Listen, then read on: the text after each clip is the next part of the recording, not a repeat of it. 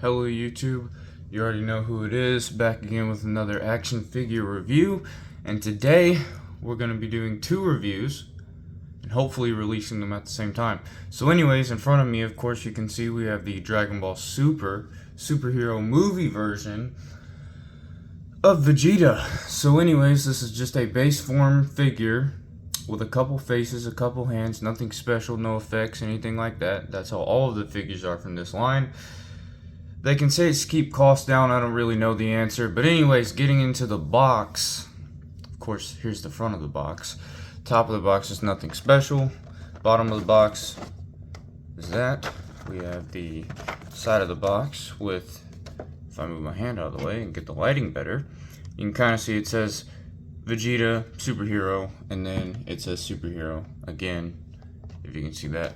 And then the back of the box, of course, Tamashi's traditional posing on the back of the box with all the stuff that I can't read because I don't speak the language. You have the barcode down there, a couple other insignias letting you know it's not a bootleg. And then also, this is my first figure, I would like a note, that has the Tamashii Nation's quality seal. I'm used to the old school seal that they have there. But anyways, that's it for the entire box. Now let's go ahead and take the figure out, and I'll give you my first impressions. So my first impressions are pretty good. For the price point of, I believe it was $45 that I paid for this figure, and about $45 that I paid for the other one from this line that I have. That's okay, because nowadays Marvel Legends cost just as much, if not more. I paid about, I don't know, about $30 for a 2-pack, and they are selling every 2-pack they have for $50 or more nowadays. So I can't really complain about the quality control as far as the price point goes, since you can now get Marvel Legends for just as expensive as these, and their quality is complete shit. So, that being said, I like the design. I like the outfit. That is one thing I do like a lot, is the that it's not another Saiyan armor Vegeta, which I do have one here to compare it to. I'm happy and excited that it is my first base form Vegeta, because I never picked up any of the other ones. So right off the bat, you'll notice the inconsistencies in, well, the armor. So the give you some better light here. So the pants are matte blue. They are darker than the shirt, which is understandable. I like both of the colors. I wish they would have just picked one. Either go for the molded plastic color or go for the painted color all the way through. I'm not sure if that's movie accurate for them to be different colors or not, so I can't say anything as far as accuracy goes. But I will say the gloves are all sort of gray instead of white, and the boots as well. You can kind of see it. They're a little bit tinted as far as like grayish blue. The boots being smaller, the first thing I noticed when I stood them up, see, he doesn't like to stand because of the new design for the boots. They aren't as big as the old design, but that's movie accurate, so I'll give them that. Here's a look at the back of the figure.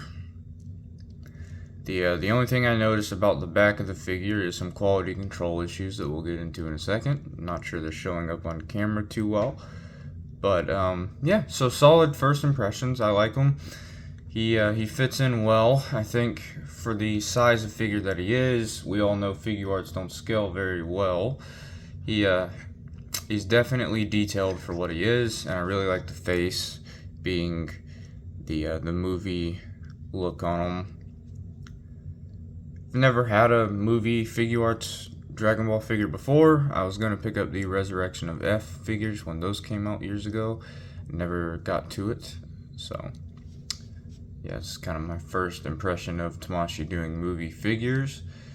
The only other thing I noticed about his design, his paint, is One arm is more matte than the other, that being this one kind of looks like it's a more muted look than this one, being a little bit shinier. Not really a huge fan of the inconsistency there, but it is what it is, and I'm very happy overall. Now let's go ahead and get into his accessories, and I'll show you some more of them. So in total, he comes with 3 sets of hands, 1 extra hand, and 4 face plates, including the one that comes on him in the box. Now as far as, get this moved up, sorry about that. As far as the extra hand that is not part of the sets, we have of course his pointed thumbs up finger, whatever you want to call it, for when he's feeling a little bit badass. So here's what that looks like. And then getting into the other hands, we of course have open palm hands. So we have 2 of these, they look exactly the same. We have the, well, as I drop it, we have grabbing hands, which could be used for a variety of things. We have some martial arts hands, posing hands, and that's it for the hands. So getting into his face plates, we have of course the one you've already seen on him. We have a screaming face, standard for Tamashii figures. We have a smirking face, standard for Vegeta Sh Figuarts. Here's what that looks like. And then we of course have a smirking but looking to the side face as well. So that's it as far as accessories. I don't really know what else I would have liked to see on this guy. Maybe a big bang attack or something like that, but who really cares? It's Vegeta and I'm happy. Okay, while filming this, I noticed that my camera's probably going to be not level. You're just going to have to deal with that. I hope that it is level. If it is not, let me know in the comments below, because I can't really tell right now. So, I would love the feedback on that. But anyways, this is the articulation segment that most people are waiting for, because why would you buy an action figure if you don't care about articulation? So anyways, getting into it, like we always do, top to bottom, we have the articulation for the head. That's going to go up that much with use of the neck, and then down quite a bit further. You do get tilt with use of the neck as well. And then one more look at that. It doesn't go up as much as I would like it to, but oh well. Of course you get 360 because it is on a ball peg. And then the neck can rotate a little bit. It gets stuck, okay. I don't really feel like popping that off, but you're just gonna have to trust me. It rotates, it goes in, goes back. It does go side to side. It can rotate, but I don't really want to finesse with the figure too much right now. So as far as the arms go, of course you get 360 at the shoulder. You can go up to about 90, a little bit less than 90 on both arms if you drop it down a little bit. You can drop it all the way down to get more articulation. I don't know why you would ever need that though. So you can put that back in its socket, and then you do have a bicep swivel, double jointed elbows, 360 at the wrist with hinge. You can get up and down hinge, and then you could change the peg for the other type of hinge that you want to do side to side. So anyways, I'm losing my mind right now and forgetting where I'm at somehow. The ab split,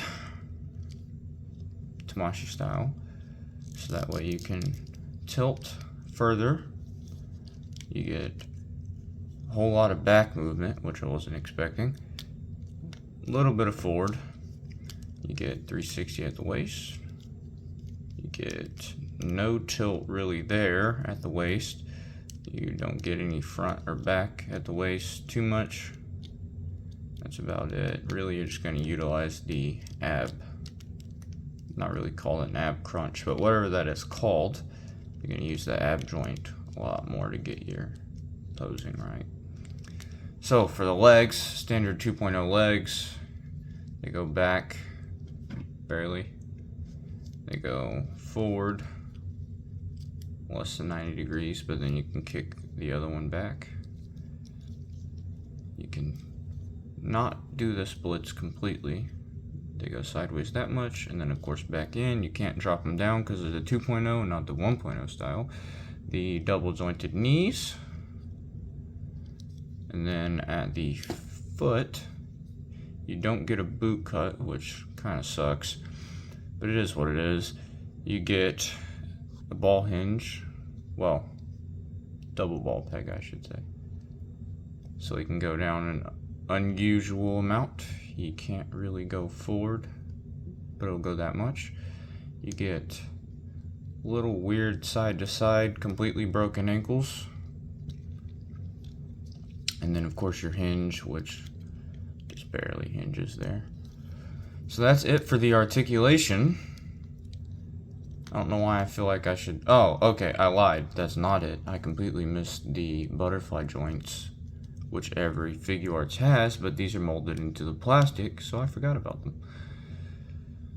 So yeah, that's the forward, so he can cross his arms because he's Vegeta and has to cross his arms, or it's not valid. They should have included some crossed arms with these, honestly, with this figure. At this price point, I feel like it would have fit if nothing else was included. So it can go back. You can't really get the little joint in the fabric to go back. So that's it for articulation. Unless I'm missing something, let me know in the comments below. I'm going to give you a quick example on how to swap the heads if the head doesn't break on me. I am scared. Okay, so there we go. Pop it off, expose the face, well, expose the hair like always, and then you just pop it right back on. And now you have a screaming Vegeta. So, there's that. There's my review of this figure. The last thing I want to talk about is the QC issues that I noticed within the 5 seconds of playing with this figure. There is extra, don't know if you can see it, there is extra plastic right there. Well, I don't know if it's extra, it's kind of peeling right above my nail. I don't know if you can see it right there in the elbow. Oh, there we go. Sorry, it's really dark in here. There you go, you can kind of see it right there. And then, of course, there's a little bit of inconsistency in the paint, but oh well. The other main thing would be this right there. On his, right there. All that, I don't know if that's paint cracking or the paint didn't hit right. Either way, that's the main thing. And then, of course, there's a little seam line in the other side. Don't know if that's supposed to be there or not, since it's on both sides. And I think that's it, besides maybe one other little weird piece of plastic, like where it printed, it was messed up, but that's not important.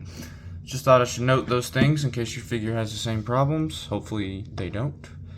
But I think that's an expected amount of quality control issues. I'm happy that it's not like Hasbro, where all of this would just be plastic and not painted, and then they'd paint the gloves and they'd be super sloppy. And yeah, I would never trust Hasbro on toys. I know they are doing, I don't know if Hasbro's making them or who's making them, but I know we do have Dragon Stars, which are definitely a lot worse quality, but they are a smaller price point.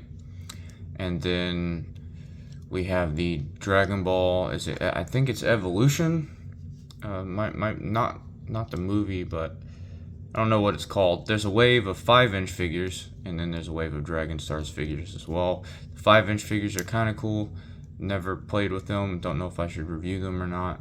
The Dragon Stars figures, I have had two or three. I think 2 of them.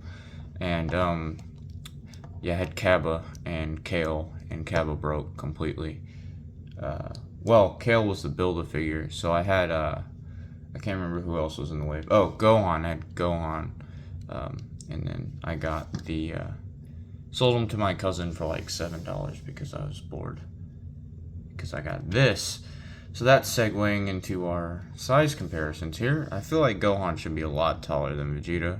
Although he is technically, if you ignore the hair, he is a little bit taller. you don't ignore the hair, they're like the same height. Here is my old, worn out Super Vegeta that has the demoniacal fit evolution, Super Saiyan Blue evolution transparent hair, which I really wish they would give us a non-transparent, fully painted with shading hair, but that's too much to ask nowadays. I got that because I attempted to make my own, and I never painted figures before, and I ruined the Super Saiyan head. So, there's the size comparisons. Of course, these are going to be about the same. Let's move Gohan out of the frame.